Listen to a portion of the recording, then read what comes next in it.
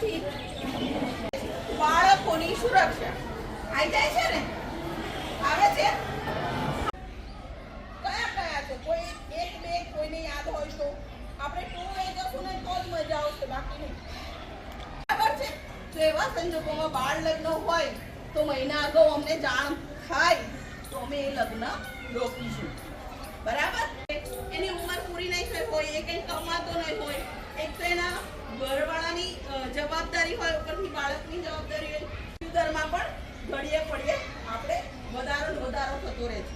તો આ સમસ્યાને નિવારણ સાદા કપડામાં જે પણ બાળકને એવી રિક્વાયર હોય, એવી ઈચ્છા હોય કે મારે મારી મમ્મીની હાજરીમાં નિવેદન લેવું, બાળકને એવું થાય કે મને પોલીસ સ્ટેશનમાં બીક લાગે છે, હું પોલીસ સ્ટેશન નહીં જાઉં, તો એ પોલીસ તો આપણી આજુબાજુમાં આવું કોઈ અનાથ બાળક કે આપણામાં કોઈ હોય તો બાળ સુરક્ષા એકમનો નંબર આપેલો જ છે, અથવા દેખાશે તો ત્યાં અમારી ઓફિસનો કોઈ પણ ઘર તપાસ કરવા આવી જશે. એનું તાત્પર્ય ખાલી એક જ છે કે અત્યારના સમયમાં તમે રીલ્સ બનાવવા માટે જેટલો સમય વેઠો છો ને એના કરતા રિયલ અને મોના મેડમનો હું પ્રિન્સિપાલ વતી, અમારા ટ્રસ્ટી વતી તેમજ mother care school thank you so much.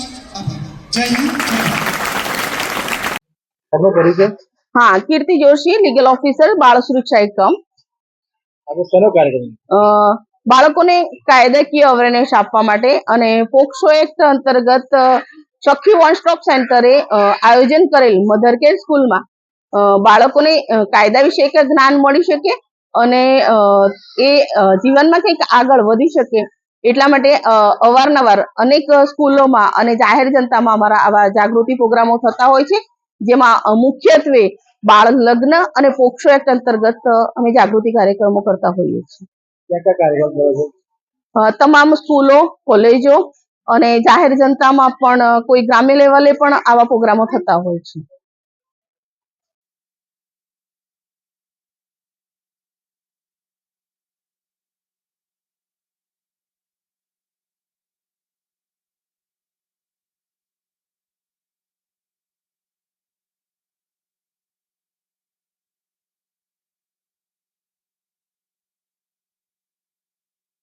આપનો પરિચય? મારું નામ છે Sonal Dave, principal of mother care school.